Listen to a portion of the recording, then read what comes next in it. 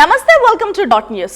ఆంధ్రప్రదేశ్ చరిత్రలో సువర్ణాక్షరాలతో లిఖించేలా విప్లవాత్మక మార్పులతో 58 నెలలుగా సుపరిపాలన అందిస్తున్నామని వైసీపీ నేతలు కార్యకర్తలు చెబుతున్నా దానిలో వాస్తవం ఉందని రాష్ట్ర ప్రజలు హర్షం వ్యక్తం చేస్తున్నారు. గత పాలకులకు భిన్నంగా మేనిఫెస్టోలో పొందుపరిచిన 99% వాగ్దానాలను అమలు చేయడం ద్వారా సీఎం జగన్ చెప్పాడంటే చేస్తాడని, మాట నిలబెట్టుకుంటాడని, కష్టమైన నష్టమైన అండగా ఉంటాడనే మంచి పేరును సీఎం జగన్ సంపాదించుకున్నారు. సంక్షేమ అభివృద్ధి పథకాలు, సుపరిపాలన వంటి విప్లవాత్మక నిర్ణయాల ద్వారా ప్రజలకు తమ ప్రభుత్వం చేసిన మంచే తమ ధైర్యం, తమ బలం, మన ఆత్మవిశ్వాసం అని పార్టీ ప్రతినిధులతో పాటు ముఖ్యమంత్రి జగన్మోహన్ రెడ్డి కూడా అంటూ ఉంటారు. అవును, అది నిజమే అని రాష్ట్రంలోని ప్రతి పేదవారు చెబుతున్నారు.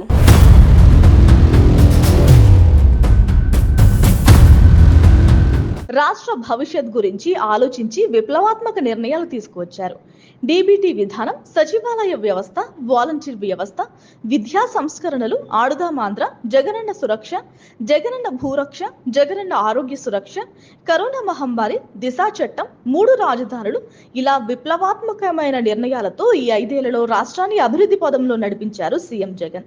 ఇక్కడ మనం గుర్తు చేసుకోవాల్సిన విషయం ఏంటంటే, గత టీడీపీ ప్రభుత్వంలో ఈ మార్పులు కానీ, ఈ పథకాలు కానీ ఎప్పుడూ వినలేదు. అందుకేనేమో 5 ఏళ్ల క్రితం ఏపీ నుంచి వలసలు కూడా బాగా పెరిగాయని టాక్.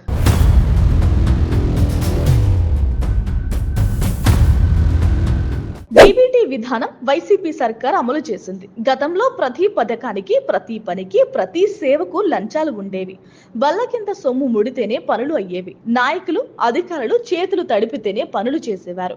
దీనివల్ల ప్రభుత్వ వ్యవస్థలపై ప్రజాప్రతినిధులకు నమ్మకం సన్నగిల్లింది. కానీ వీటన్నిటికీ శాశ్వత పరిష్కారం చూపారు సీఎం జగన్. అదే డీబీటీ విధానం, అంటే ప్రత్యక్ష ప్రయోజన బదిలీ. సూక్ష్మంగా చెప్పాలంటే ప్రజలకే ప్రత్యక్ష ఫలాలు. ఈ విధానం వల్ల లంచాలు అనే పేరు లేకుండా పోయింది. ప్రజలు కలలుగన్న జీరో కరప్షన్ వచ్చింది. సీఎం జగన్ గత 5 ఏళ్లలో 1.5 కోట్ల కుటుంబాలకు 2.55 లక్షల కోట్ల రూపాయలని డీబీటీ ద్వారా అందజేశారు.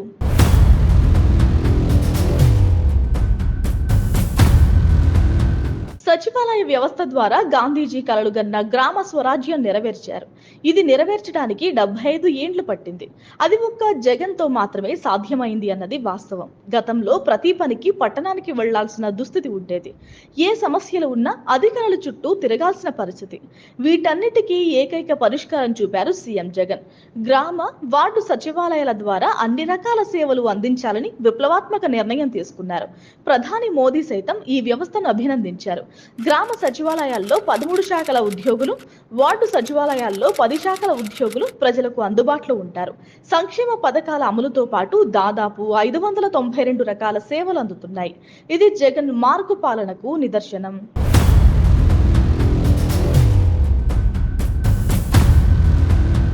వాలంటీర్ వ్యవస్థ ద్వారా రాష్ట్ర ప్రభుత్వం అమలు చేస్తున్న పథకాల ప్రయోజనాలను అర్హత కలిగిన లబ్ధిదారులు అందరికీ ఇంటి వద్దకే చేరవేయడం వాలంటీర్ వ్యవస్థ ముఖ్య ఉద్దేశం.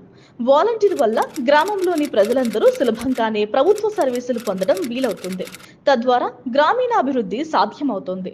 మహాత్మా గాంధీ చెప్పినట్టు పల్లెటూర్లు దేశానికి పట్టుకొమ్మలు అనే మాటలను జగన్ నిజం చేసి చూపించారు.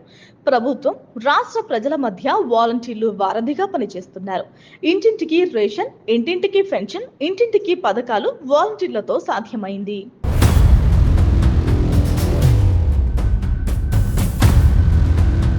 విద్యా సంస్కరణలు. విద్యా వ్యవస్థలో సీఎం జగన్ తీసుకున్న నిర్ణయాలతో ఆదర్శంగా మారారు. నాడు నేడు, విద్యా కానుక, Vidya Deevena, Vasathi Deevena, English medium, digital తరగతులు, ట్యాబ్లు, ఐబీ, సిబిఎస్ఈ సిలబస్ వంటి చర్యలతో ప్రపంచ దృష్టిని ఆకర్షించారు.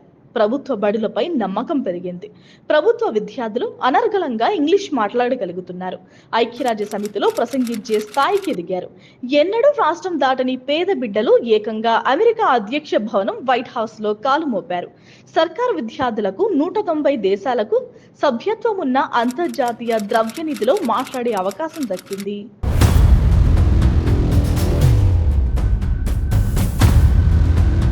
జగనన్న సురక్ష అనే పథకం ద్వారా ప్రజల వద్దకే పాలన అనే నినాదాన్ని నిజం చేశారు సీఎం జగన్. జగనన్న సురక్ష ద్వారా ఇంటింటికి వెళ్లి సమస్యలు పరిష్కరించారు. సంక్షేమ పథకాలకు అర్హులందరినీ గుర్తించారు. పార్టీలకు అతీతంగా ఏ ఒక్కరూ మిగిలిపోకుండా పథకాలు అమలు చేశారు. అవసరమైతే వారికి జనన, మరణ, కుల, CCRC, ration card division, house hold division, income మొదలైన 11 రకాల ధృవీకరణ పత్రాలు అందించారు. కుల, మత, వర్గ పార్టీలకు అతీతంగా లంచాలకు, వివక్షకు తావు లేకుండా 100% సంతృప్త స్థాయితో పారదర్శకంగా సంక్షేమ ఫలాలు అందించాలనేదే ఈ కార్యక్రమం ప్రధాన ఉద్దేశం. దేశంలో ఎక్కడా లేని విధంగా ప్రతి ఇంటికి వెళ్లి సమస్యలేమైనా ఉంటే తెలుసుకుని పరిష్కారం చూపించే దిశగా చేసిన వినూత్న కార్యక్రమమే ఈ జగనన్న సురక్ష.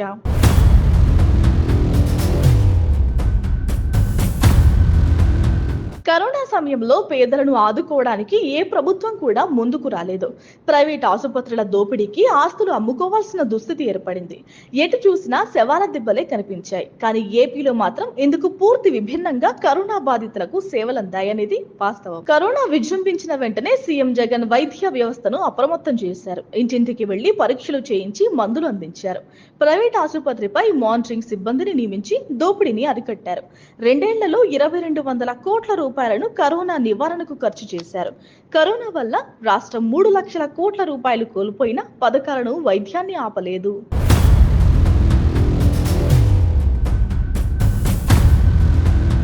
ముఖ్యంగా చెప్పుకోవాల్సింది దిశ చట్టం. తెలంగాణలోని హైదరాబాద్ లో జరిగిన దిశ హత్యాచారం యావత్ దేశాన్ని కలిచివేసింది.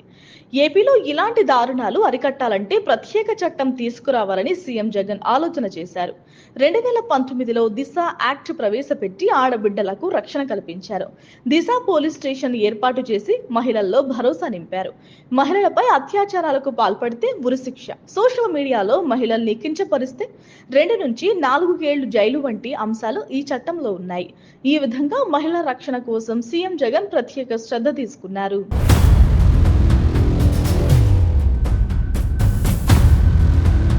అమరావతి పేరుతో చంద్రబాబు, రామోజీరావు సృష్టించిన ఆర్థిక ఉగ్రవాదం దేశ ప్రజలందరికీ తెలిసిందే. రాజధాని ప్రారంభానికి ముందే సొంత వర్గానికి భూములు కట్టబెట్టారు. రైతుల భూముల్ని బలవంతంగా లాక్కొని రియల్ ఎస్టేట్ వ్యాపారులకు తెరలేపారు. పంటలను పాడు చేసి పర్యావరణ విచ్ఛిన్ననానికి పాల్పడ్డారు. వీటన్నిటిని తోసిపుచ్చుతూ అభివృద్ధి వికేంద్రీకరణే లక్ష్యంగా సీఎం జగన్ 3 రాజధానులను ఏర్పాటు చేశారు. నూతన రాష్ట్రంలో అన్ని ప్రాంతాల అభివృద్ధి కోసం ఈ నిర్ణయం తీసుకున్నారు. ప్రస్తుత ఆంధ్రప్రదేశ్ ఆర్థిక పరిస్థితి దృష్ట్యా సూపర్ రాజధాని నిర్మించలేమని, ఉన్న ప్రధాన నగరాలను అభివృద్ధి చేయాలని సంకల్పించుకున్నారు. శాసన రాజధానిగా అమరావతి, న్యాయ రాజధానిగా కర్నూలు, పరిపాలనా రాజధానిగా విశాఖపట్నం ఉంటుందని పేర్కొన్నారు. ఏ ఒక్క ప్రాంతాన్ని కూడా తక్కువ చేయకుండా సమంగా అభివృద్ధి చేయాలని తప్పించారు. ఈ 3 రాజధానుల ఏర్పాటు నిర్ణయం భారతదేశ పాలనా వ్యవస్థ చరిత్రలోనే సాటి లేనిదని మద్రాస్ హైకోర్టు రిటైర్డ్ న్యాయమూర్తి జస్టిస్ చంద్రు కూడా ప్రశంసించారు.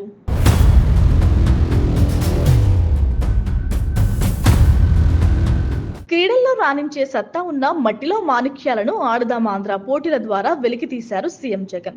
గ్రామ స్థాయి నుంచి నైపుణ్యం ఉన్న వారిని గుర్తించగలిగితే జాతీయ, అంతర్జాతీయ స్థాయిలో ఏపీ నుంచి మంచి క్రీడాకారులను పంపగలమని గట్టి నమ్మకంతో ఈ టోర్నీ ప్రారంభించారు. ఇందులో రికార్డు స్థాయిలో 25.40 లక్షల మంది క్రీడాకారులు పాల్గొన్నారు. ఆడదాం ఆంధ్రలో ఎంపికమైన 14 మంది క్రీడాకారులకు అత్యున్నత శిక్షణ ఇస్తామని హామీ ఇచ్చారు సీఎం. ఈ పోటీల్లో 37 కోట్ల రూపాయల స్పోర్ట్స్ కిట్లను పంపిణీ చేశారు.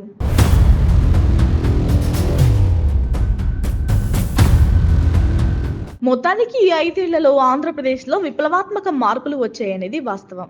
వైసీపీ తన మేనిఫెస్టోలో చెప్పిన ప్రతి హామీని తూచా తప్పకుండా అమలు చేస్తుంది. ఇంకా ఇవ్వని హామీలను కూడా నిర్వహిస్తూ ఏపీలో పలు రంగాల్లో మార్పులు తీసుకువచ్చింది.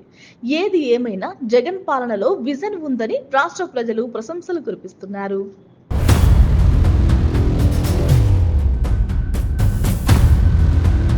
Please subscribe Dot News.